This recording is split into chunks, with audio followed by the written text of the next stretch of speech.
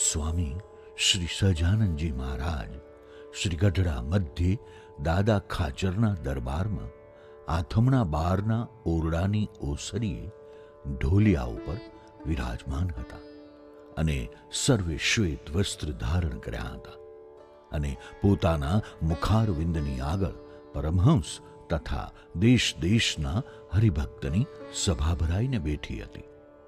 પછી શ્રીજી મહારાજે કૃપા કરીને એમ વાર્તા કરી છે, ભગવાન સંબંધી ભક્તિ, ઉપાસના, સેવા, શ્રદ્ધા, ધર્મનિષ્ઠા એ આદિક જે જે કરું તેમાં બીજા ફળની ઈચ્છા ન રાખવી, એમ સચ્છાસ્ત્રમાં કહ્યું છે.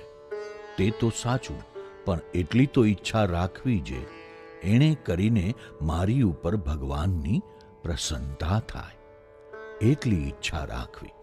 અને એવી ઈચ્છા રાખ્યા વિના અમથું કરે તો તેને તમોગુણી કહેવાય. માટે ભગવાનની ભક્તિ આદિક જે ગુણ તેણે કરીને ભગવત પ્રસન્નતા રૂપ ફળને ઈચ્છું. અને જો એ વિના બીજી ઈચ્છા રાખે તો ચતુર્ધા મુક્તિ આદિક ફળની પ્રાપ્તિ થાય. અને ભગવાનની જે પ્રસન્નતા તે ઘણા ઉપચારે કરીને જે ભક્તિ કરે તેની જ ઉપર થાય ને ગરીબ ઉપર ન થાય એમ નથી.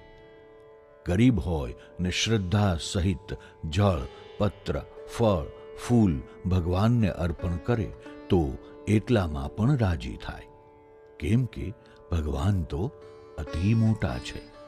તે જેમ કોઈક રાજા હોય તેના નામનો એક શ્લોક જ કોઈક કરી લાવે તો તેને ગામ આપે, તેમ ભગવાન તુરત રાજી થાય.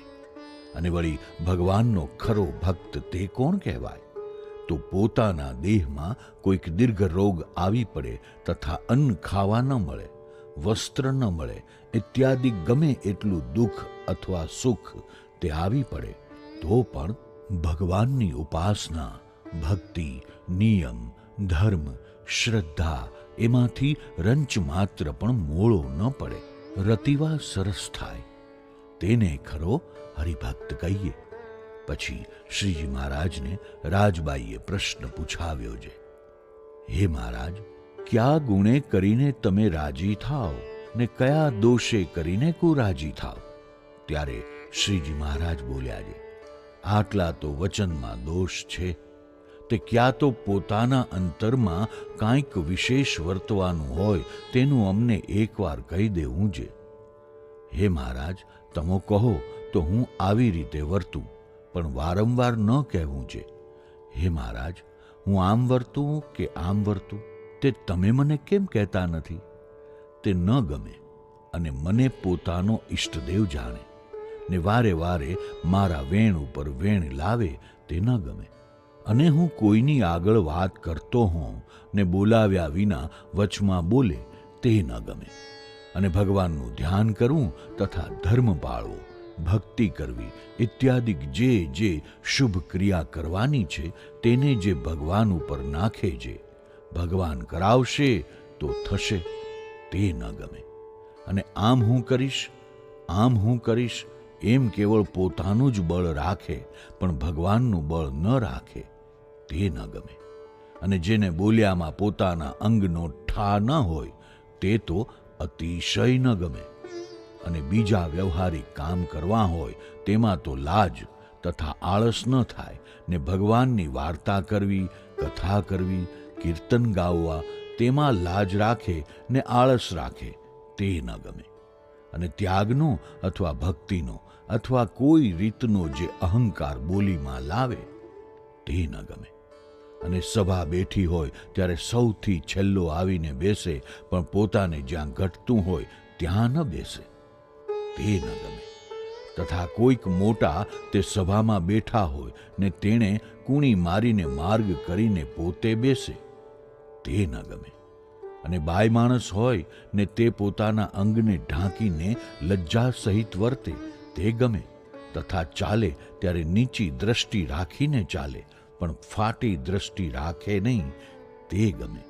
અને અમારા દર્શન કરતા હોય ને કોઈક બાય ભાઈ આવે અથવા કૂતરું નિસરે કે ઢોર નિસરે કે કાંઈક ખડખડે તેની સામું વારંવાર દર્શન મૂકીને જુએ પણ એક દ્રષ્ટિએ દર્શન ન કરે, તેની ઉપર તો એવી રીસ ચડે જે શું કરીએ? સાધુ થયા નહીં તો એનું કાંઈ તાડન કરીએ, પણ તે તો થાય નહીં. કેમ જે સાધુને કોઈનું તાડન કરવું એ અતિ અયોગ્ય કર્મ છે.